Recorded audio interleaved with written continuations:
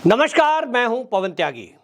Canada पर भारत की कार्रवाई इतनी कड़ी हुई है कि कनाडा में इस समय खलबली मची हुई है और कनाडा के पूर्व राजनयिक ये बात कर रहे हैं कि ऐसा पिछले 50 साल के इतिहास में नहीं हुआ कि हमारे देश के राजनयिकों को इस तरह से इतनी बड़ी संख्या में निकाला गया हो जैसे कि भारत से निकाले गए हैं। आपको याद होगा कि कनाडा के जो प्रधानमंत्री हैं उन्होंने जब आरोप लगाया था जस्टिन ट्रूडो ने कि हरदीप सिंह निज्जर की हत्या के पीछे भारत का हाथ है, उसके बाद भारत ने कड़ी प्रतिक्रिया दी थी और भारत ने यह कहा था कि भारत विरोधी अभियान अगर आपकी धरती से चलता है तो आप इस पर कार्रवाई करें और आप कार्रवाई करने के बजाय ऐसे लोगों को खुली छूट दें कि वो भारत के तिरंगे का अपमान करें, भारत विरोधी अभियान चलाएं, तो फिर ऐसे देश से हम रिश्ते ज्यादा अच्छे नहीं रख सकते।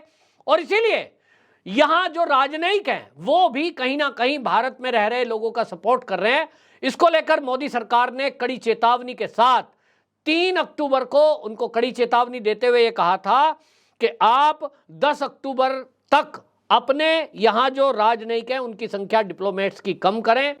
हमारे देश के राजनयिक हम वापस बुला रहे हैं, तो 41 राजनयिक यहां एक्स्ट्रा थे जिनको वापसी बुलाने का अल्टीमेटम दिया और यह कह दिया कि 10 अक्टूबर के बाद हम इनकी राजनयिक की जो सुविधाएं हैं, ये जो इनको हमने दिया हुआ है फैसिलिटी, वो इनका वापस ले लेंगे।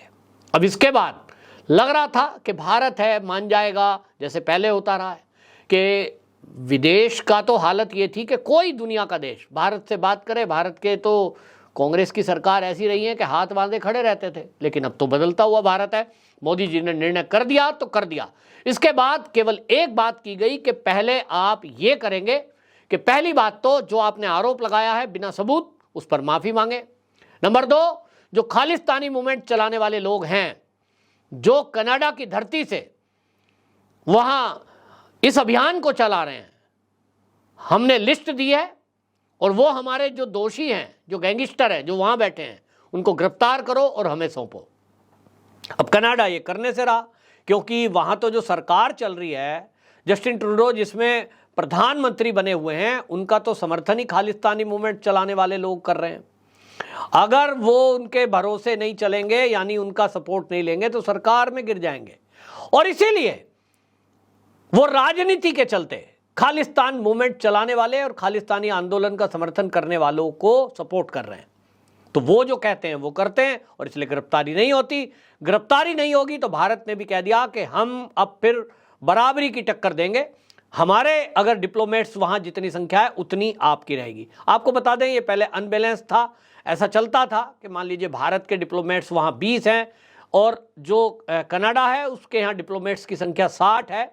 अब अगर एक डिप्लोमेट, राजनयिक, राजदूत, कार्यालय में काम करने वाले जो लोग रहते हैं, उनको सारा सरकारी अतिथि की तौर पर उनका खाना पीना, रहना, मूवमेंट सब फ्री होता है और उनको कुछ फैसिलिटी भी ये होती हैं कि यदि वो हमारे देश विरोधी भी कोई गतिविधि में लिप्त पाए जाएं तो ये कानून के तहत उनके खिलाफ कोई कार्रवाई नहीं होती है। जिनेवा समझौता है उसके तहत ये होता है कि भाई ठीक है, इसमें हम नहीं कर सकते हैं ये। अब उसके आड़े आने से क्या हो रहा है कि उनके डिप्लोमेट्स की संख्या ज्यादा है, वो यहां रहते हैं, उनके अकाउंट में पैसे आते हैं और ये उन पे तो कार्रवाई होगी नहीं। वो अपने पैसे भारत में किसको दे दें जाकर, वो क्या चीज दे दें जाकर, उस पर कोई रोक टोक नहीं है।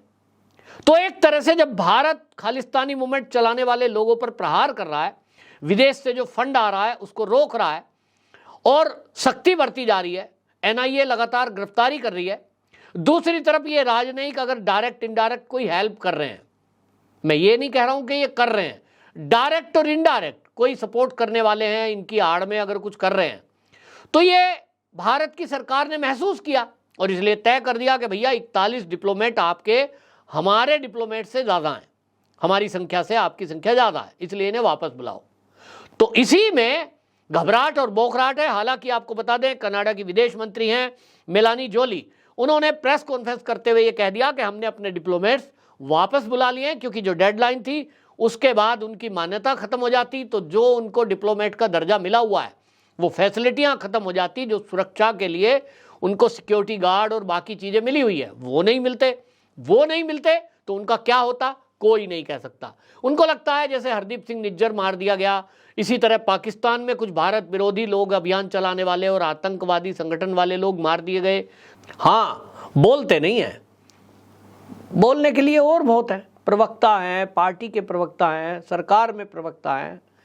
मोदी जी काम करते हैं और वो काम कर दिया, और ऐसा कर दिया कि इतिहास में नहीं हुआ। इस बात को अब कनाडा भी समझ रहा है और पूरी दुनिया देख रही है कि 50 साल में जो नहीं हुआ वो मोदी ने कर दिखाया है। ऐसे बहुत सारे काम हैं जो पहले कभी नहीं हुए और अब हुए हैं। सर्जिकल स्ट्राइक, ये भी तो पहले ही हुआ है। कांग्रेसी कहते हैं हमने भी किया था तो क्या हुआ, कहीं पता चला? नहीं पता चला। किया होगा, छुटपुट 2-4 कुछ मारे होंगे, लेकिन जिस तरह का सर्जिकल स्ट्राइक हमने घुसकर उनके अड्डे तबाह किए आतंकवादियों के, ये तो पहली बार हुआ। चीन को धक्का मारकर उनकी सीमा में धकेलना, ये पहली बार हुआ कि हमारे 30 सिपाहियों ने उनके 300 मार दिए।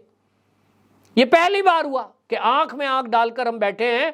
75 साल में कभी नहीं हुआ कि चीन की सेना ने घुसपैठ करने की कोशिश की हो, डराने धमकाने की कोशिश की हो, प्रेशर बनाया हो और हम ना माने हो। हम तो जगह छोड़कर भाग जाते हैं, सर्दियों में बैठते ही नहीं है, हमारी सेना के पास साजो सामान नहीं होता बर्फ में बैठने का। लेकिन मोदी ने पहली बार किया। और इसी तरह से आतंकवाद, देश विरोधी ताकतों पर, भ्रष्टाचार पर लगातार प्रहार मोदी जी कर रहे हैं। तो बौखलाहट है, अब बौखलाहट होना जरूरी है। जिन विदेशियों को यह लगता था कि हमने तो भारत के ऊपर 200 साल राज किया है, जिस ब्रिटेन, इनको लगता है कि अंग्रेजों को लगता है कि ये तो हमारे गुलाम रहे हैं, ये हमसे आंख कैसे मिला सकते हैं।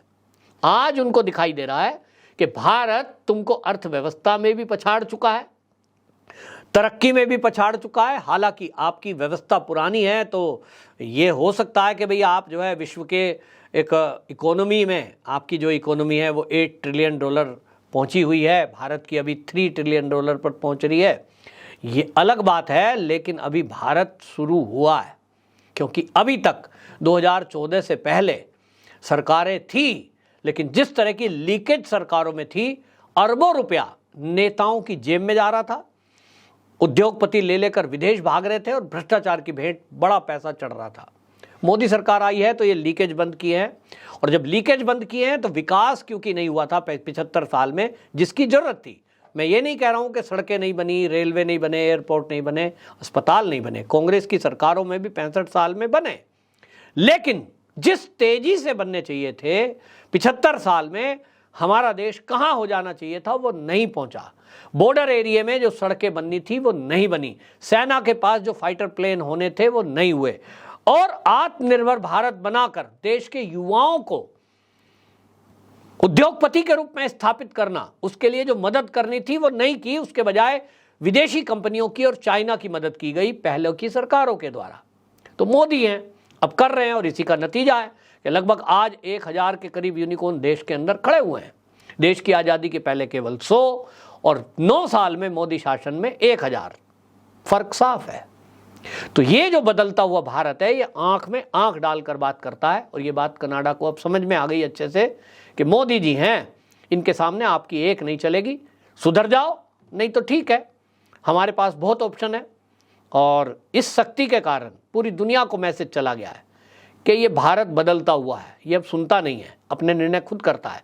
इजराइल के सपोर्ट में भी ये देखने को मिला है। मोदी जी ने जिस बेबाकी से खुलकर के आतंकवाद के मुद्दे पर इजराइल का साथ दिया, हालांकि फिलिस्तीन के लिए भी उन्होंने कहा कि हम मदद करेंगे, लेकिन हमास जो है वो आतंकवादी संगठन है, उसके हम विरुद्ध हैं। तो क्लियर बिल्कुल स्टैंड बिल्कुल एकदम साफ है कि देश विरोधी एक्टिविटी और आतंकवाद कतई सहन नहीं है, भ्रष्टाचार पर कोई समझौता नहीं है, कोई भी हो जेल की सलाखों के पीछे जाएगा, आज नहीं तो कल। ये जितने भी देश विरोधी लोग हैं, ये सब के खिलाफ कार्रवाई की जाएगी। आज भले ही कनाडा उनके बचाव में खड़ा है, या तो वो सुधर जाएंगे, नहीं तो मोदी सरकार ने जो किया है कि वीज़े पर रोक लगा दी हैं, बाकी कुछ चीज़ें चल रही हैं, पहचान की जा रही है, संपत्तियां जब्त पंजाब में की जा रही हैं, ये सब एक्शन हो रहा है। एनआईए को खुली छुट्टी दी हुई है और एनआईए का ऑपरेशन लगातार देश में जारी है। पूरी तरह से इस नेक्सस को तोड़कर ही सरकार दम लेगी, और आप देखते जाइए, इस कार्रवाई के अलावा बड़ी संख्या में जो खालिस्तानी मूवमेंट चलाने वाले और समर्थक हैं उन पर कार्रवाई हो रही है। बड़े बड़े ऐसे जो वांटेड अपराधी हैं, गैंगस्टर हैं, उनकी संपत्तियां जब्त की जा रही हैं। तो ये जो कार्रवाई अब चल रही है ये देश ने पहले कभी नहीं देखा, और ये भी भारत के अंदर जो मोदी सरकार ऑपरेशन कर रही है, ये भी ऑपरेशन 50 साल में बल्कि 75 साल में पहली बार हो रहा है। आपकी क्या राय, कमेंट बॉक्स में जरूर बताएं।